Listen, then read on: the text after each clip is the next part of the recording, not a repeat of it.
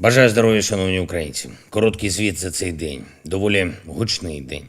Перше, дякую нашим повітряним силам та усім захисникам і захисницям неба за відбиття чергового нічного нальоту російських дронів. Знову і знову дякую нашим воїнам за кожен збитий шахед, за кожну збиту російську ракету.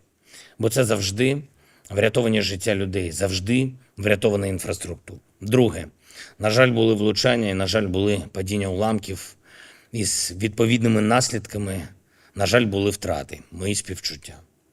Дуже і дуже важливо зважати на повітряну тривогу та не ставитись до неї легковажно. І хочу, щоб мене зараз почули всі представники місцевої влади, які відповідають за конкретні громади, за конкретну територію. Укриття у містах мають бути доступними. Люди мають розуміти, коли і як збільшиться кількість та доступність укриттів.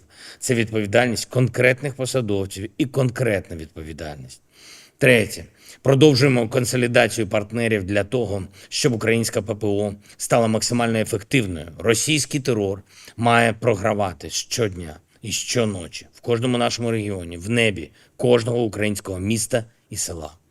Коли будь-який напад російських терористів буде завершуватись провалом для терористів. Їхні поразки стануть джерелом нашої безпеки довгострокової. Говорив сьогодні з канцлером Німеччини Шольцом, зокрема про ППО. Подякував за вже надані Україні системи ППО, тобто за вже врятовані Німеччиною життя наших людей. Обговорили і в цілому оборонну ситуацію, нашу безпекову співпрацю. Перед важливими міжнародними заходами, що відбудуться вже дуже скоро, виходимо на спільні позиції, на спільні рішення. Я дякую Олафу, пану канцлеру, за його особисту рішучість, яка багато в чому стає рішучістю всієї Європи.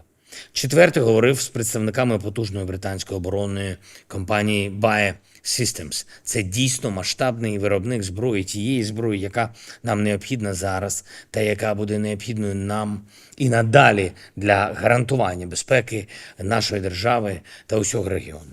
Працюємо над створенням в Україні відповідної бази для виробництва і ремонту. Йдеться про широкий спектр зброї від танків до артилерії. Ми забезпечимо Україні, а отже всій Європі, такий новий фундамент міцності. П'яте.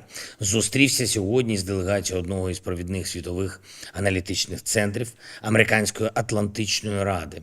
Хороша, корисна розмова для захисту наших спільних цінностей усіх в світі, хто цінує свободу.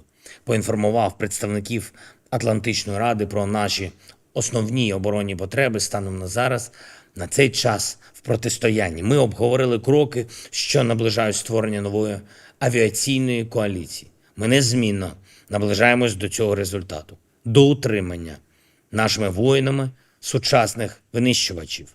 Я дякую усьому народу Сполучених Штатів, кожному і кожній в політичній спільноті, хто нас підтримує. І дякую особисто президенту Байдену, обом партіям Конгресу.